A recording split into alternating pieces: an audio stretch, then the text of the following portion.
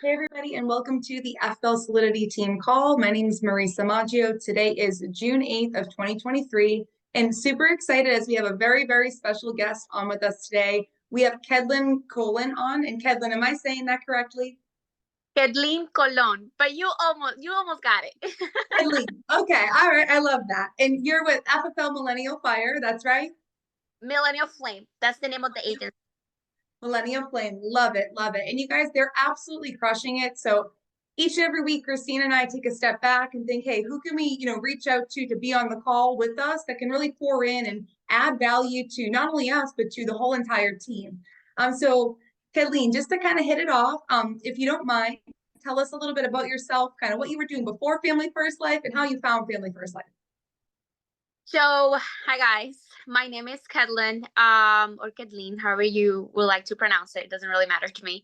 I'm 23 years old now. I started with Family First Life when I legit turned like 21.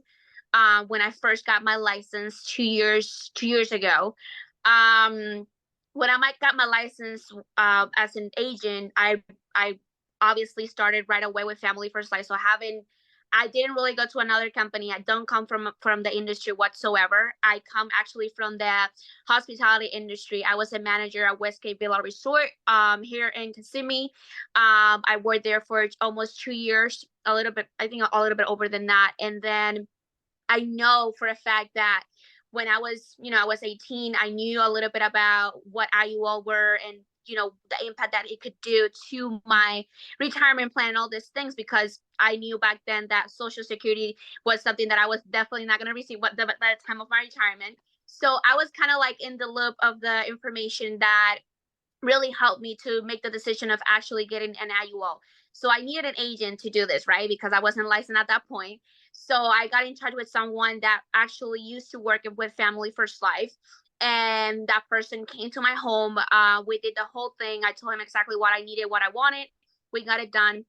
After that, I obviously took my time to actually get my license because I was so afraid of the industry, of the unknown. And I also feel that because I saw my mom also doing this, I didn't really want to get involved in the industry. I was like, this is not for me. I have seen my mom doing this for so long. Obviously, a different scenario because she was doing it in PR at that moment. So it was just like not my thing. Oh, that's what I thought. Then he legit like was on top of me for for all those years, and then I got my license, and here we are now, like, 2 years later. We're crushing it, I guess. Awesome. You guys are absolutely crushing it. And your team's helping like right under 1,000 families a month. Is that right? Yeah, around that, right. So 982 families was our best month, I believe. Hey, well, no doubt you guys are gonna well surpass that 1,000 mark in no time. But just Yes. to kind of hit on that, I mean, it seems like you came in and you kind of you grew, right? You were building a team and things of that sort, which is important. Coming in, I guess, what made you want to build the team? I'm gonna be really honest. Like at the beginning, when I first started with Family First Life, I was still like, getting to know the industry itself, and also getting myself in that role, like being consistent with my own selves, and being able to basically feed myself with the knowledge that I needed and the confidence also that I needed for me to do this on my own. Then a year passed and I decided that, it was time for me to start growing. But I believe that the first 6 months, I wasn't by the time I made the decision, I wasn't really being intentional with the recruiting and the growing part. I just liked the idea of it, but I wasn't really putting the work, if that makes sense. So, it was 6 months of me like, oh my God, like I like the idea and I like all these things, but I'm not really working towards this. So I went through a lot of hiccups, I will say. And I hit the wall a couple of times, not because of the industry or anything like that, but because of myself. Then 6 months passed, and I remember it was convention from last year, and and Sean approached me and he was like, hey, how are you doing with the business? Obviously, but at this time he knew exactly what was happening with my business, which was nothing. And then he was like, I need to tell you something. And I remember like yesterday, like Nina and Hayden were on the stage speaking, and he was like, "Do you see that right there?" And I'm like, "Yeah." And he was like, "Do you want to be left behind?" And he's like, "Look again." And I look at the stage, I saw Nina and Hayden speaking, and he's like, "Do you want to be left behind?" And I'm like, "No." He's like, "So get to work. Like, what are you doing? Like, you have all this potential and you're not doing anything with it." And that day I learned something really, really amazing. And I will always, say it to myself, repeat it to the team and everyone that I know, is that potential without work, it's nothing. Like, you can have the potential, the gifts of the world, but if you're not actually putting the work towards it and actually developing this abilities or potential that you have, nothing is really going to happen in your life. You could be the most amazing salesperson in the world, but if you really don't have the information that keeps changing like every single day, like, it's like medicine. Like, if you don't keep yourself updated, like, you can't do surgeries. Like, you can't be my doctor, period. So it's the same thing. So that day I took that lesson to my heart, like, for real, for real. And I was like, okay, it's time for us to do this. Like, I need to drop the BS and actually get to work and do what I had to do. And that's when it went from, I want to hire because I want to get to this goal, to let's be intentional about my actions and the things that I say, the way I move and the things that I do, and be productive with my time to get to the place that I actually want to be at. Awesome. And Kedlyn, you just hit on so many different things in a short amount of time. And you're like me, which I love. You talk fast, you get it out good and clean and fast, which I love it. First thing you hit on was confidence. Guys, if you don't have any confidence, and confidence can be built, is that fair to say? Yes. You're either building on your confidence every day, or you're building against your confidence every day. So build on it, right? And I love how you said, I wasn't being intentional. I like the idea of hiring, but I wasn't putting action, so to say, behind it. And you're like, kind of like, if you know what I mean. And it's like, of course I know what you mean, because let's be fair, 90% of agents that come in, they're like, yeah, I want to build a team, right? But then there's no intentional efforts behind that prove that. So I love how you were like, you know what? I took that to heart, and I was like, let's be intentional with my time. Let's be intentional with everything that I'm doing. So talk to us a little bit about that journey, kind of like what that looked like, and what were some of the hiccups that you kind of faced during that time, but you've now overcame, and talk to us a little bit about what that looks like.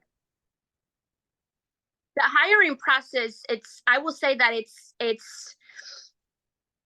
simple, but it's not easy, right? It's a simple thing to do, but it's not easy, especially if you keep putting yourself in the way of all these things.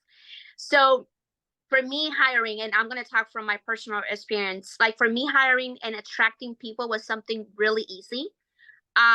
Through social media, it was super easy for me to attract people, but where I was failing at, it was keeping those people and making those people produce, or pushing those people to produce, or making those people understand. And I feel like majority of us, that's where we struggle with, right?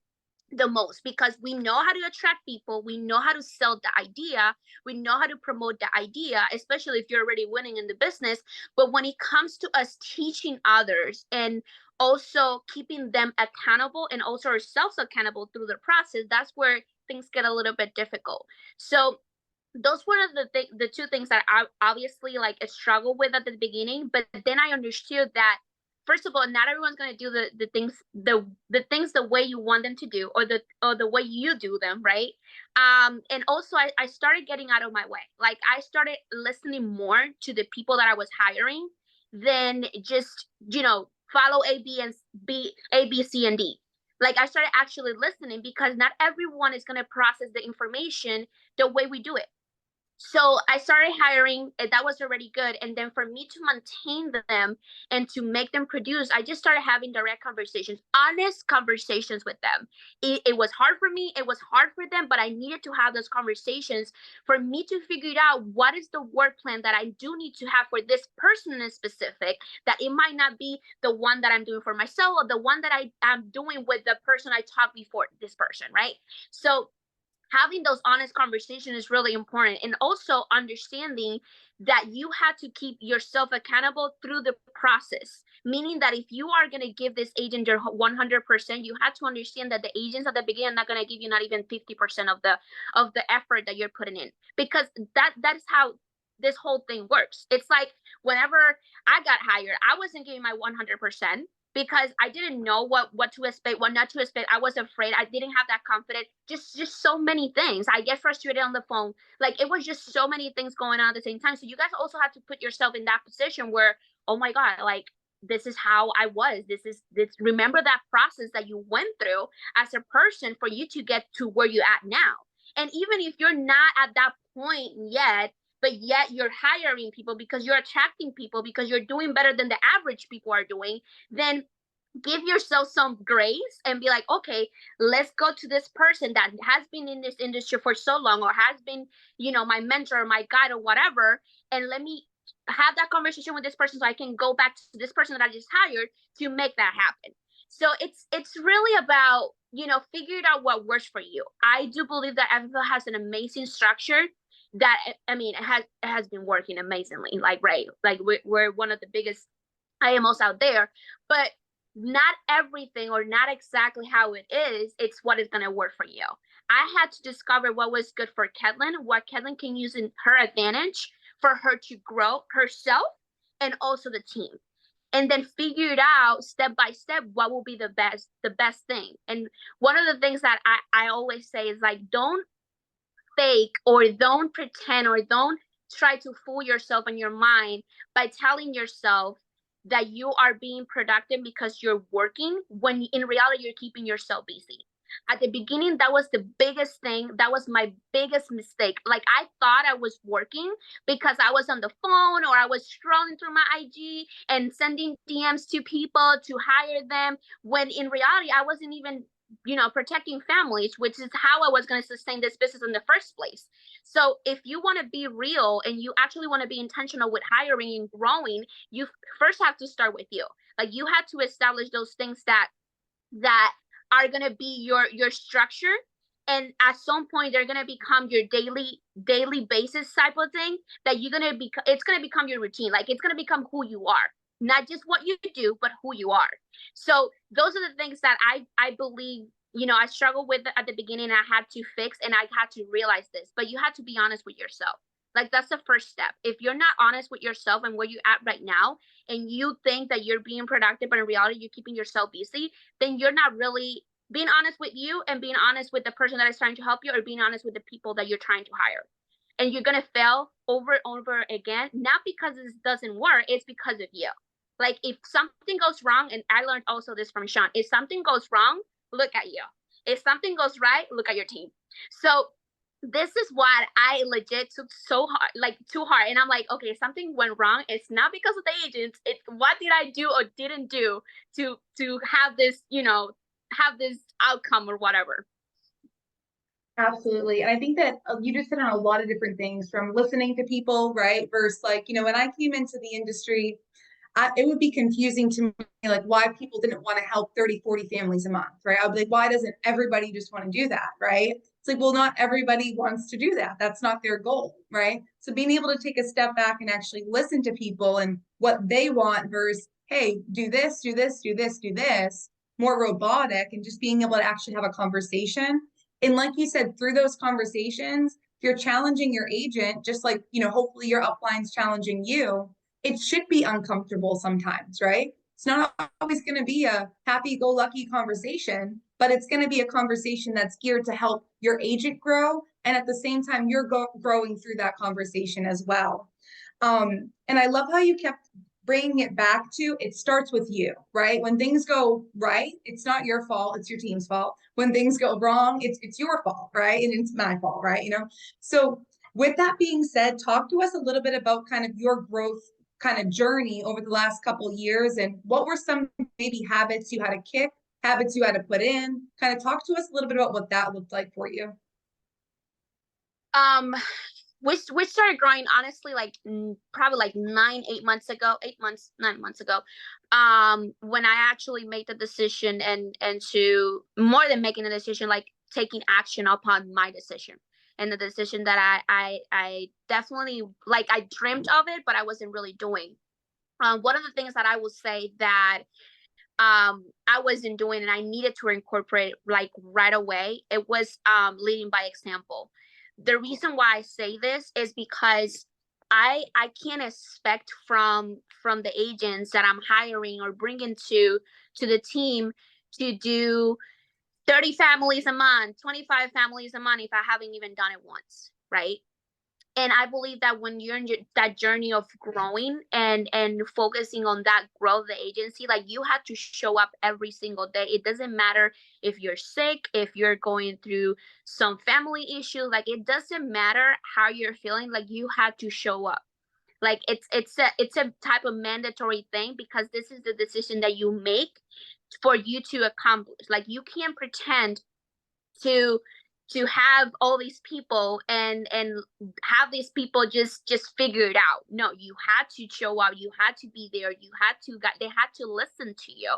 So one of the things that I incorporated was live dials. For me, that's one of the biggest things, especially because we have agents everywhere right now. And there it's a free space. It's a space where they dial, they book appointments, they cold close, we do trainings, we do one-on-ones, we have the managers meetings, like we do everything there. There's 10 groups in total.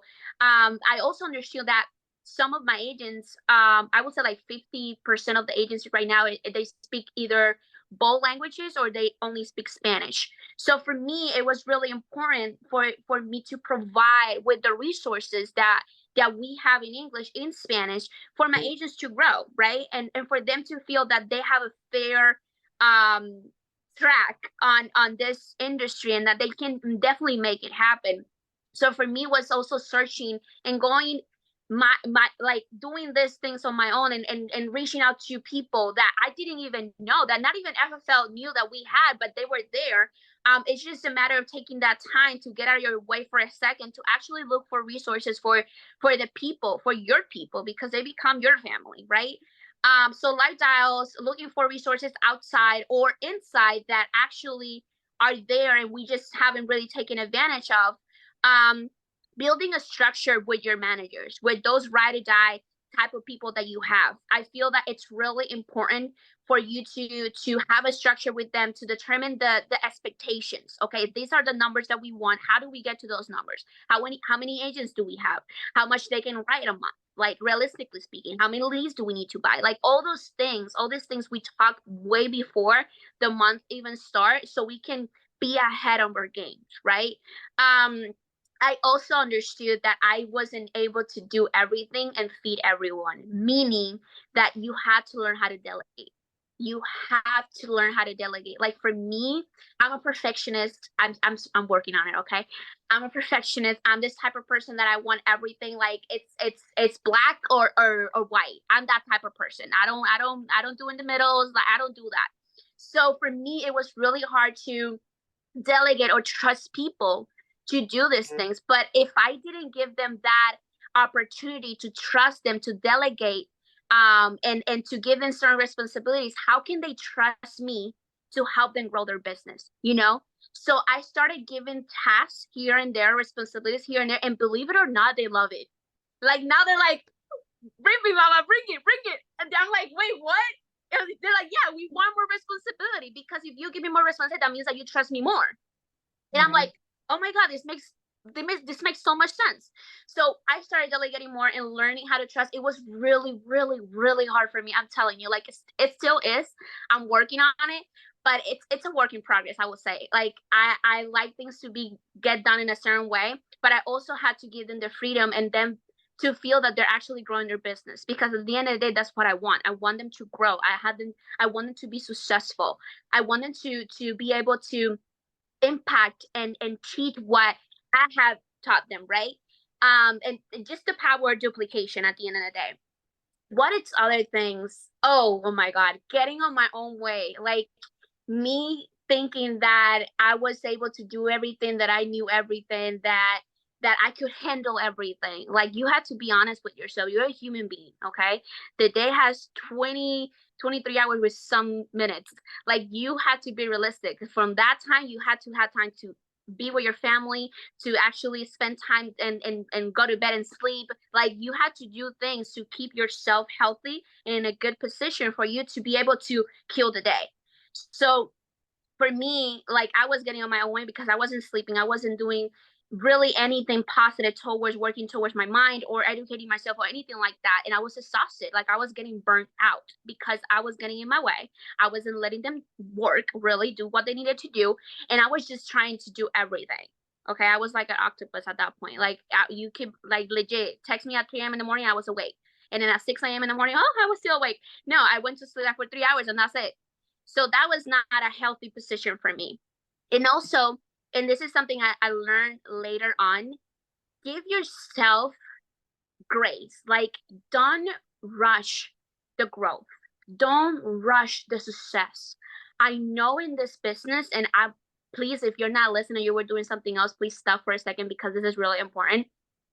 Like, if you don't allow yourself to take time and to learn little by little, I'm telling you, you're gonna have this momentum time and then you're gonna crash. I'm telling you now, it's gonna happen.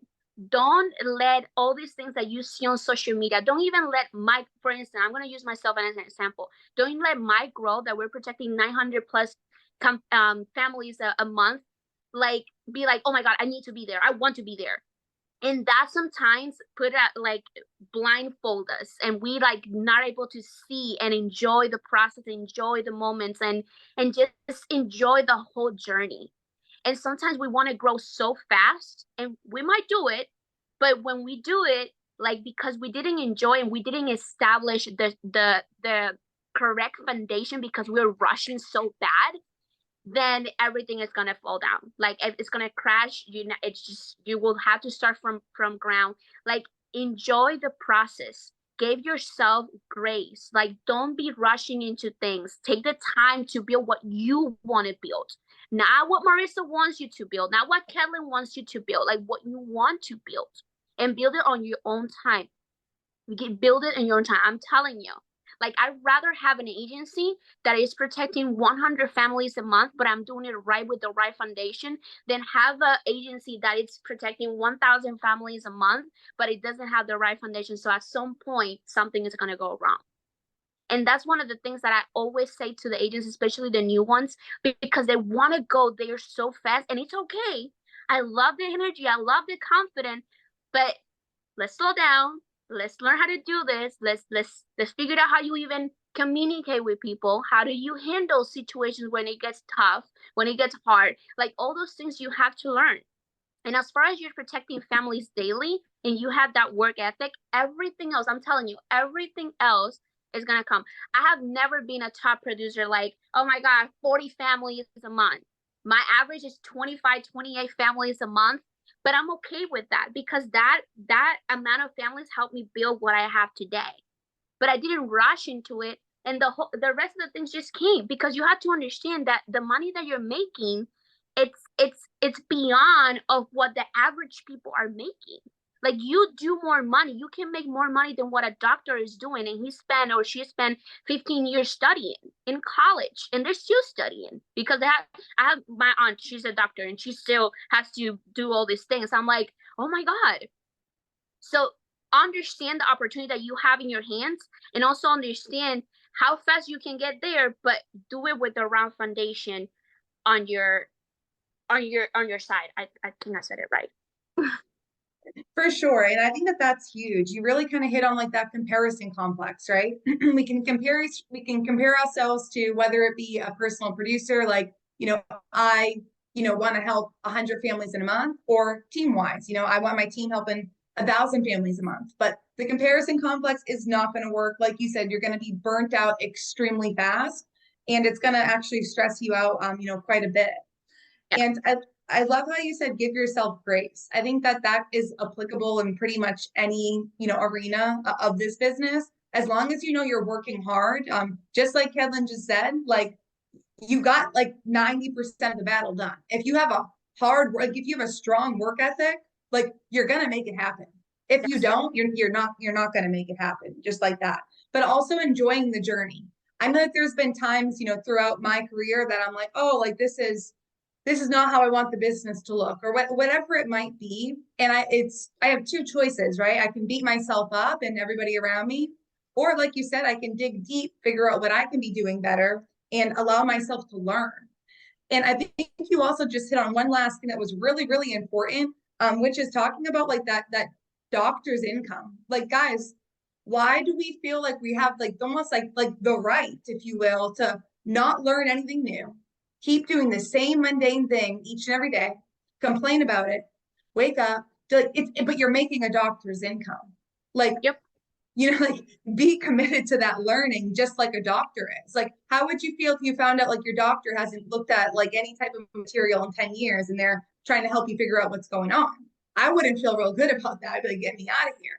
Same thing is applicable in this business, guys. It's current events. What's current today might not be current in 30 days from now, but giving yourself grace is huge, because here's what else I know is if you beat yourself up too much, it's going to do exactly what Kedlyn just said. It's going to essentially make sure you don't grow, whether that's personally, team, or just as a legit human being. So I think you hit on a ton of huge things there. And also just like the power of duplication. One thing I would want to ask you, Kedlyn, when you get a new agent started, assuming that they're going to be full-time, what kind of lead flow do you have them on? So it depends on the agent scenario at that point, and the ability that they have to either speak both languages or one. We have had conversations now at this point with different vendors, and we're also generating our own leads. Guys, I'm gonna be really honest, if Marisa allowed me, like leads and leads vendors, it's just you having a Facebook IG campaign with a cute video, a cute flyer, whatever you want to call it, whatever you want to do, and they promote it. The reason why people tend to hit more on that than on this is because of the amount of clients like us that the vendors have to invest money towards those ads. So that being said, if you create your own and you have your face, your name, the client already knows that since he hit that subscription or whatever, you are going to be the person they're going to be speaking to, right? So that being said, we have created a mix of, we have our vendors that we have had since I first started here, and we have created relationships with, and my agents get a certain amount of discount. But we also have we have created, and we are teaching our agents to create their own Facebook campaigns, IG campaigns, whatever. The quality of the video that they want to use, it depends on if they want to do it with us. I have my people that will do it for you. If you want to do it with someone else, you can do it. If you want to do it on your own, that's up to you. Okay, but that's what I feel like that's the most important thing, like the quality of the video, whatever you're presenting at that point, because that's what's gonna capture the client's attention.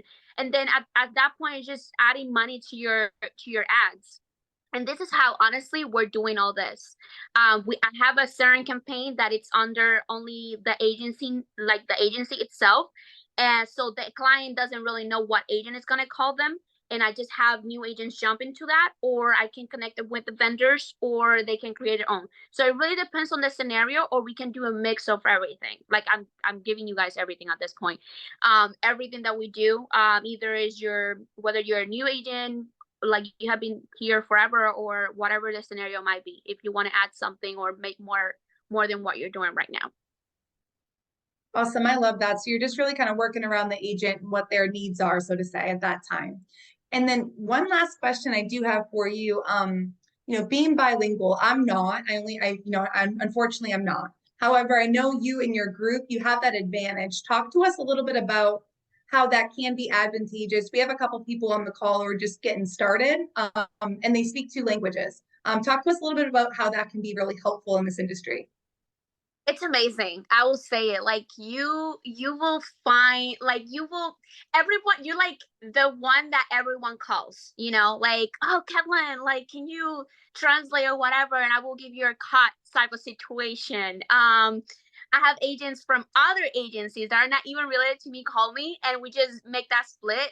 And or the fact that, for instance, I personally don't buy leads in Spanish directly, but my clients can speak Spanish, or they're from my country or whatever. So it's a click that you also do with the client, and it helps you.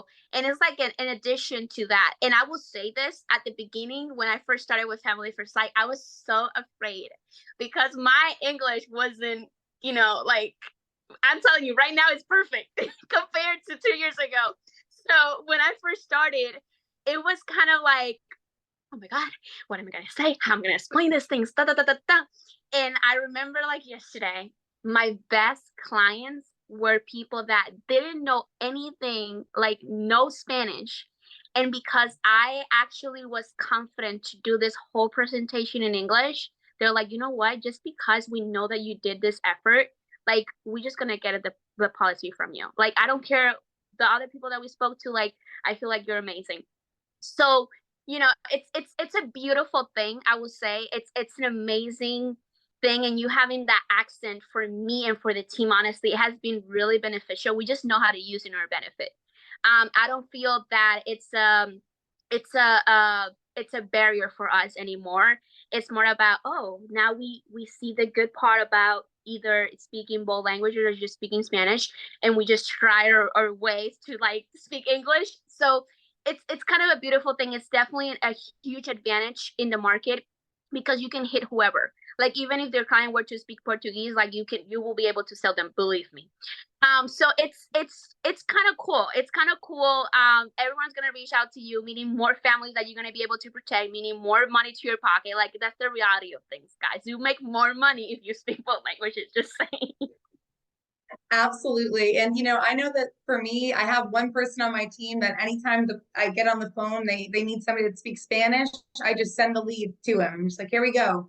And he probably helps, 10, 15 families a month, but he doesn't have a lead cost, right? So it's like, guys, there's a lot of ways to be advantageous. And I love how you also talked about kind of that connection with the client, right? Whether they're, from a similar area than you and you can connect that way, or even just like you said, your English wasn't as, which I don't believe, by the way, but your English wasn't as perfect. Bad. It was so bad. Anyway, well, it's amazing now. So awesome job. You definitely did a lot of self-learning there. But like you said, and then just even them, sitting with the client, I know that if somebody tries harder for me, I know that they're going to try harder for me and my family on the day that something happens. So it's like, I'm going to go with that person, right? So I love that. And anything else you'd like to wrap up with today before we hop off or end the call? I just want to say, because I see a lot of, like, you guys have a little bit of everything. Mira, Fedric, hello. Hello, hello. Hey. So I just want to say real quick, like, guys, this journey, it's amazing, it's beautiful if you only want to make it beautiful. Like, it's gonna work in your advantage, and it's gonna work for you if you work for it. I think that a lot of us take this whole industry and the opportunity that we have, especially now that, I don't know if you guys are doing live dials, but 80% of our business is it's sitting at home with PJs legit, or from our bed. Like, we have the ability to do all these things and protect all these families. And it gets to a point in the career that once you get to, making enough money for you to sustain everything else, like, money is not probably going to be your why. And I feel like that's the scenario for people that have been here a little bit longer, because money is no longer your motivation. It's going to get to a point that what you're doing and the way you're doing thing is going to be way more impactful around you than anything else. So my that no matter if you're new, if you have been here for years, it doesn't matter in which state are you in the industry. Like, don't quit on yourself. Fight for your rights, fight for the things, for the opportunities that you can bring for your own life, for your family. We see a lot of people out there, and I talk to a lot of my friends that I graduate college from, and they're like either doing the same thing at the same job. There's nothing wrong with it. I'm not gonna judge you, but bro, like, look at all these opportunities that you have out there to be better. It's not just about the money, but just to be better, have more freedom, be able to travel, be able to do all this and enjoy life. Like, sometimes we get so caught up, and society gets so caught up into 9 to 5 job and work this amount of hours to make this amount of money, and they don't enjoy life. Like, think about it. Like, people that we help So for the retirement plan, they had to wait until they're 65, and they already had that in their mind. They had to wait until they're 65 so they can actually start enjoying. And by that age, it's when people start like, I just want to be in bed, or I just want to be at home, and type of situation. So take advantage of the opportunity that you have now to a 3,000%, and make sure to make the best out of this. Because I'm telling you, if you're consistent in the next 3 years, or like, I don't know, 3 years, 5 years, like, you're going to be able to enjoy the fruits of everything that you're building. But you can't be like a warm person. Like, you have to be either hot or cold. I don't know which one you're going to pick, but just pick one and make sure that you're consistent with that thing that you pick. If you want to be a top producer and do all these things and protect X amount of families a month, so you can get to that stage, and that's your goal, because that's your vision, amen for that. But whatever it is that you pick and whatever decisions that you make sure to be consistent with that. I probably at the beginning it's not going to go how you plan it. Probably in 30 days it's not going to be, oh my god, I still don't see results. Probably 90 days are going to pass and you're like, oh my god, I'm not seeing results at all. But at some point it's going to happen if you're only consistent and you actually believe in what you're doing. That's my biggest advice to you, all you guys. And make sure, which is something that Marisa mentioned at the beginning, I believe, about the book. I love what you guys are doing.